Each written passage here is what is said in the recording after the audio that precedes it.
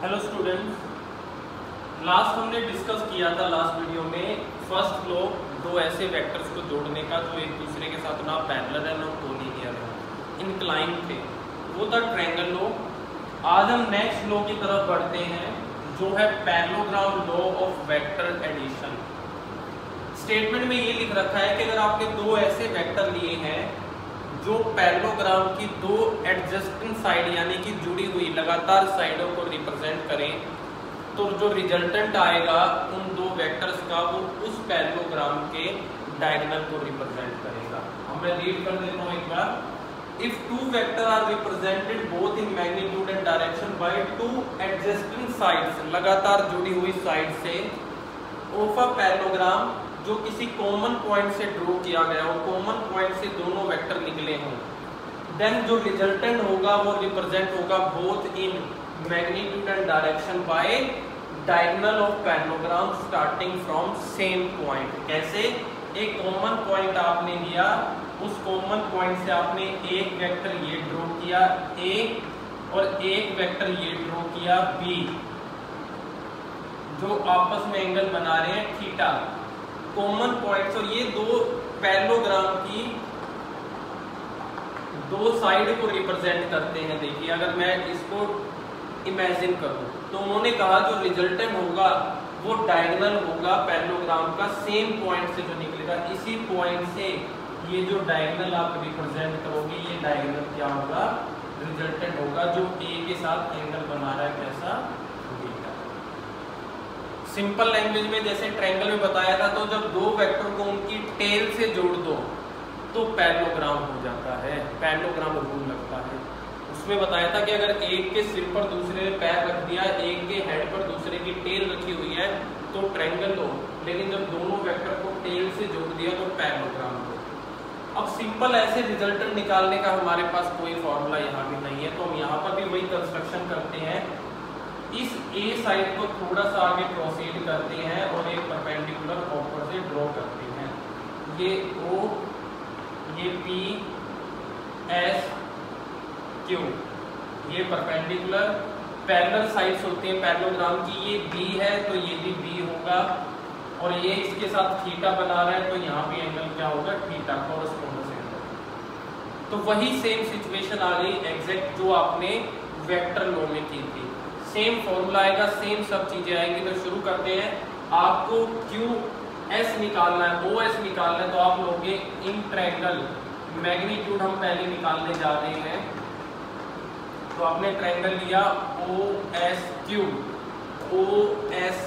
Pythagoras theorem लगाई तो OS का स्क्वायर किसके इक्वल आया?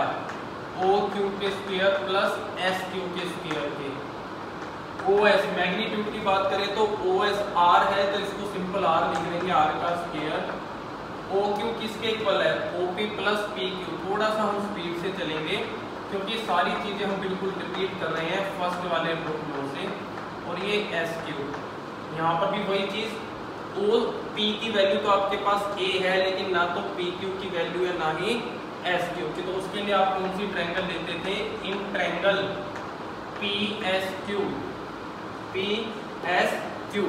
और इस ट्रायंगल में आपने देखा साइन थीटा किसके इक्वल आएगा? साइन थीटा आएगा परपेंडिकुलर बाय हाइपोटेन्यूज।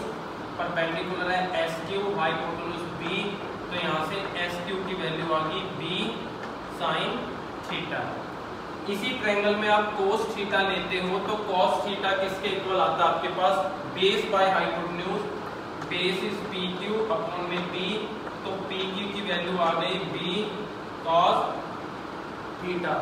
SQ की वैल्यू है, PQ की वैल्यू है, वैल्यू पुट करते हैं तो देखिए क्या आएगा आपके पास? R का स्क्वायर, OP की वैल्यू तो A प्लस PQ की वैल्यू B cos थीटा का square plus B sin theta का स्क्वायर।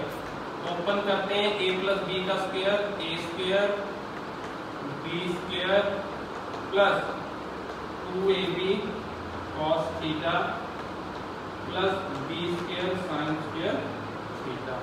इन दो टर्मों में से B स्क्वायर कॉमन आता है और जो चीज बच जाती है वो है cos square theta plus sin square theta which is equals to 1। तो जो बचेगा हमारे पास वो होगा A square B square plus 2ab cos theta, और यहाँ का r का स्क्वायर जो आपके पास ये वैल्यू देता है। सेम वही रिजल्टेंट है जो ट्रायंगल में लो में आया, और सेम रिजल्टेंट आया आपके पास पैरेललोग्राम में। डायरेक्शन भी बिल्कुल सेम आएगी, वही होगी आपके पास कि टेंजेंट बीटा, डायरेक्शन जो कि रिजल्टेंट एंगल बना रहा है बीटा किसके equal, perpendicular by base SQ upon में OP प्लस PQ जो इक्वल होगा B sin theta plus A plus B cos theta. ये डायरेक्शन सेम हमारे पास डेरिवेशन थे, लेकिन मैंने आपको बताया था कि जब हम पैरेललोग्राम लो करेंगे तो स्पेशल केसेस हम इसके अंदर करेंगे। तो पहला स्पेशल केस देखिए,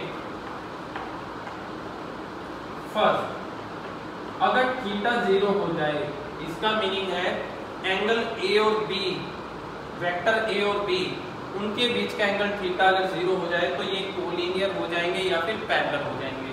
थीटा 0 होते ही ये रिजल्टेंट का फॉर्मूला है, यहाँ थीटा 0 हुआ तो क्या हो गया, cos 0 की वैल्यू 1, तो ये हो जाएगा r is equal to under root a square plus b square plus 2ab बन जाएगा। और ये किसका फॉर्मूला होता है, a square plus b square plus 2ab, ये होता है a प्लस b का स्क्वायर। इस स्क्वायर से स्क्वायर रूट कैंसिल आउट, तो r किसके इक्वल होगा, a प्लस b के, जो कि मैक्सिमम वैल्यू होगी। और वही रूल आ गया जो आपने सबसे पहले दिन किया था वेक्टर एडिशन में, कि जब दो वेक्टर कोलिनियर और पैरेलल होते हैं तो रिजल्टेंट उनका सिंपली ऐड कर दिया जाता है, ठीक है। और रही बात डायरेक्शन की, तो टेंजेंट बीटा क्या होगा इस केस में, थीटा के 0 होते ही थीटा ये भी 0 ये भी 0, तो ये सारा 0 हो जाएगा और बीटा भी 0, यानी कि रिजल्टेंट का एंगल भी 0 है, तो रिजल्टेंट भी सेम डायरेक्शन में होगा जिस डायरेक्शन में A है और जिस डायरेक्शन में B है। तो ये हमारे पास पहला स्पेशल केस। दूसरा स्पेशल केस, अगर थीटा 180 हो जाए, cos 180 की वैल्यू -1, यहाँ क्या आ जाएगा, माइनस आ जाएगा, तो r इक्वल होगा a square plus b square minus 2ab के। किसका फॉर्मूला बनेगा, ये फॉर्मूला बनेगा a माइनस b का स्क्वायर, स्क्वायर रूट से ये कैंसिल आउट होगा, तो r किसके इक्वल आया, a माइनस b, ये मिनिमम वैल्यू।